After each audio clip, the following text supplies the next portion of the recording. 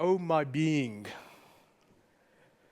to the hills and the valleys, the mountains and the glades, the rivers, the deserts, the trees and the seas, and the ever-changing seasons of this that faces and changes the face of our native land.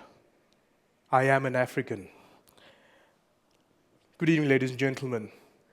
These words, profoundly said and shared by a great true African leader in the name of Mr. Thabo Mbeki, who at a very poignant time on the African continent started talking about the African Renaissance. Many of us never understood exactly what he was talking about. My speech and my idea that I want to share with you today is specifically talking about the Africa experience, specifically looking at our youth. You ask yourself why I want to talk about the youth. But before we talk about the African youth, let's just unpack a few issues around the African continent. Many of our colleagues in foreign countries tend to dispel and forget and look at Africa as a single country. But we all know Africa has just under 60 sovereign countries with at least 3,000 different tribes. We have 1,200 or something recognized languages on the African continent, more than 3,000 recognized dialects. We have 42 official currencies on this continent. We have just over 1 billion people living on this continent. And now I just recognized the other day that we have something like 500 million cell phones. That shows you that Africa is just not a country, but a continent of diverse interests.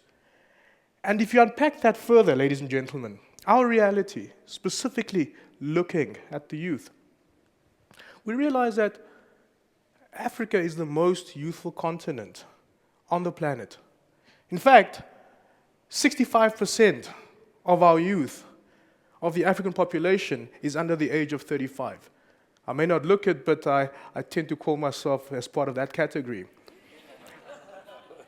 But unpacking that further, they say that by 2020, 3 out of 4 African youth will be under the age of 20. My question is, let's think about what is the future of the African youth.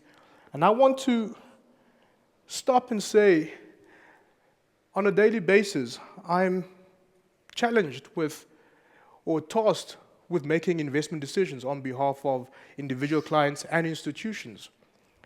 And my school of thought have been trained to look at certain investments in a very, very rigid way. But my question is, have we really thought about the impact and the youth? Because they are the future. If we look at just foreign direct investment, that's just one of the catalysts to show exactly where investment or cash or capital is moving to.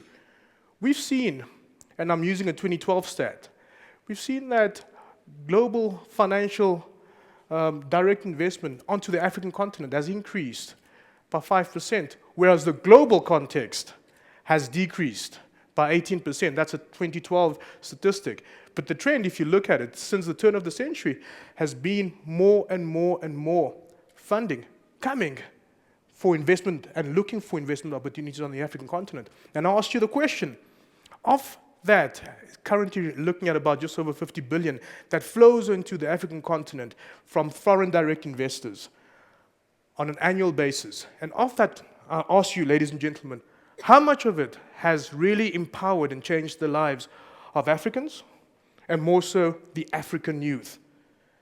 And we'll need to unpack that a little bit further. There's a lot of different studies, but we can argue quite comfortably that of that 50 billion plus US dollars that has come to the African continent, in terms of how it's transformed people's lives on the African continent, we're only really looking at arguably between 5 and 10%, which is a very, very, very low penetration. And on top of that, 10 million of our youth are entering the labor market every day. The question is, are they employable? Are they sufficiently skilled? Do they have the focus? Do they have the technical insight? And are there opportunities for them? There's a lot of arguments around that. We've heard previous speakers talking about issues around the gripe and the sadness of the African continent, but I don't really want to focus on that. We currently have what we call a vicious cycle. And this vicious cycle, from the post-colonial times, and I don't want to live in the past, but I think it's important that we get and create the context. What happened was, after countries got their independence, there was a big drive to give back to Africans, and then you had this thing that they call drought and aid, and that led into, and that was channeled through some of our African leaders, and that made some of our comrades feel entitlement, and they were supposed to start development programs. I'm not going to say to what level these programs were effective, but what happened was it just became into a vicious spiral where people on the African continent started seeing a deja vu experience, low savings, low investments, unemployment further, and sleaze and corruption and drought, and that just became a very vicious cycle. You can never really get out of that because, regardless of where you look at it, the Africans were not being empowered, and they were being actually disreputed, and money was not being channeled to the people by their own leaders, generally. And I just want you to take a moment just to reflect on, there are 10 people that I just highlighted, and there is a bit of some sense in that. And I want you to take a moment and reflect on those people. And I ask myself, what do those people have in common? This is the question I want to ask you. What do those people have in common? And I'll tell you, and I've picked up and I'll mention, let's say, 6 issues that I believe they have in common. Firstly, in the last decade, in the last 10 years, arguably, let's say 2015, last 10, 11 decade, those people, those individuals, those 10 individuals have in their own right become US dollar multi-millionaires, and some are actually running billion-dollar companies. That's the first thing. Secondly, they had courage to implement whatever they saw fit in terms of their business opportunity. They are entrepreneurs. Thirdly, they were innovative, and they were first to market, and they saw the opportunity. Fourthly, ladies and gentlemen, they are all below 40. In fact, Mark Shuttleworth, he's the eldest of the group. He's 38 years old. So at least that gives me some encouragement to aspire. They're all below 40. And ladies and gentlemen, the fifth point I want to make to you, they are all African. They're all African. And without actually taking a chance on the way that we actually manage some of our clients' money, I bet you in this audience now, if I had to ask you whether you know at least 40% of them, I'll probably have a 6 to 10 odds that I'll probably take your money. But the point is, ladies and gentlemen, these are Africans who've believed, and they're operating on the African continent. They're transacting on the continent. They are producing finished goods. I think the biggest issue around Africa has always been that we've been a net exporter of our natural resources, and we come and we buy back those finished products at a huge premium. And who laughs? The big conglomerates. And we just go back into the vicious cycle. But the last point I wanted to make, that I've seen that these 10 Africans, these great 10 young Africans, is that they embrace Ubuntu. And this was something that our ancestors taught us, and this is something that my parents taught me, was that people are people because of other people, loosely translated. I mean, there's other versions of that translation. Basically saying that our community, who we are around our community, shapes us and grows us. Now, I had this very strong dilemma, being trained to be and think like a capitalist on the one side. Basically, when we look at investments, there's a whole lot of different formulas, but you basically look at the risk that I'm taking, whether I do have capital to actually invest in some venture. I look at the duration in terms of how long I want to be in a said investment, and then I see what type of investment return I'll get, once I've actually put the capital down. That's simply put. And that's thinking free market capitalist. And I was raised by my parents. They taught me to always look at your surroundings and the people around you. And that, to me, was always a bit of a dichotomy, a bit of a contrast, because I couldn't marry me trying to help my community on the one side, on the other side, I'm trying to think like a capitalist. And ladies and gentlemen, and I was thinking, how can we create then a virtuous cycle, where we're not in that vicious cycle over there? The fundamentals is that our youth are faced with unemployment. Our youth are faced with the sleaze of HIV/AIDS. They're faced with lack of opportunities. But within that, there is a lot of opportunity. Everybody's focusing on Africa and investing in Africa. What we need to do is find ways to redirect that capital into tangible investments, which will obviously create the necessary development that we need, entrepreneurship. That obviously curtails into taxes and deficit management, which we need on this continent, and then growth and savings and back again. So the cycle continues. It becomes a virtuous cycle. And we talk about virtuous. It's actually very interesting. The definition of virtuous could loosely said that we want to strive for moral excellence. And that is something that we were taught as Africans as kids growing up, that you want to strive for moral excellence within a community of love, integrity, and caring for your neighbor. And that's something that I believe, unfortunately, we have lost. But we're getting back. There is some hope. And if I look at the 10 individuals that we just referred to, there's been fantastic innovations that they've done, where the one, Jason Nyoku, for example, he's currently the world's largest internet distributor of African films. We always aspire to be in Hollywood, but Nollywood is a thriving industry.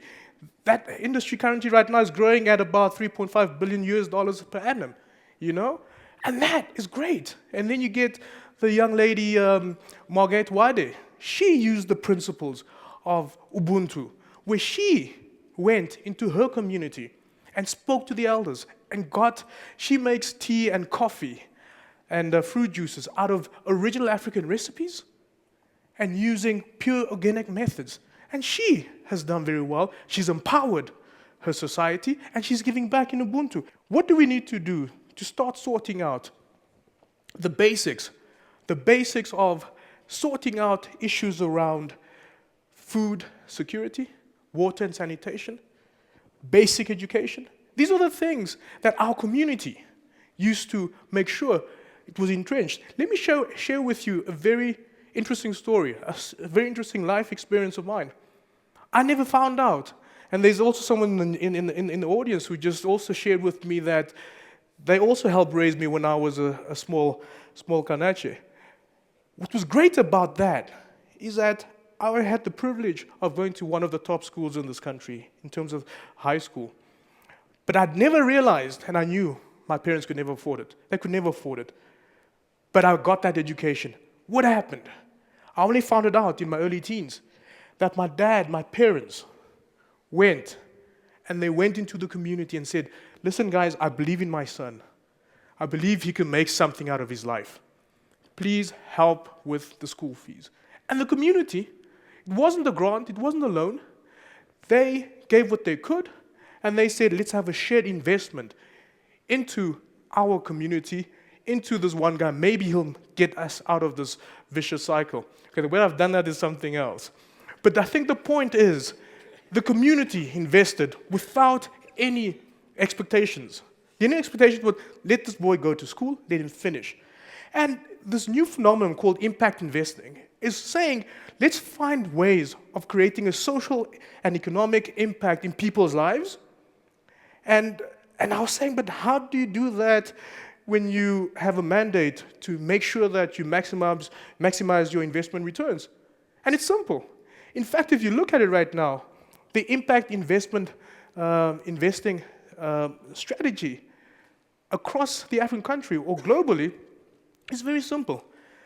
Because you invest in your community, and I'm not talking about social responsibility funds where you just want to go make sure that there are issues that you need to curtail and lessen the negative impact. I'm talking about there's a real case. There's a real case for creating financial returns without compromising your risk-return parameter.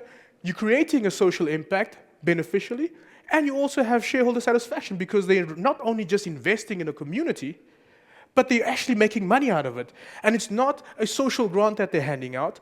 This is where you mirror your first-hand capitalist ideals with your social and responsibility towards your community, and you're empowering your community. And just to tell you, the impact investment industry has, over the last less than 10 years, grown to $500 billion US. So a lot of corporates are seeing, but hey, if I invest in this community, if I can create wealth, if I can address the basic needs, then I can make money for myself. I'll give you a very quick example. All Life is a South African insurance company, and they purely focus on investing people, giving insurance products to people with HIV and AIDS. They're making money. They're creating a social beneficial impact on people's communities. They're making money out of it, and that is not hampering whatever their risk-return parameters. That's fantastic. Shiriam Life purely gives insurance and endowment products to people who are living below the bloodline. I mean, the poverty line, I beg your pardon. So these are very basic examples of how we can create impact investment.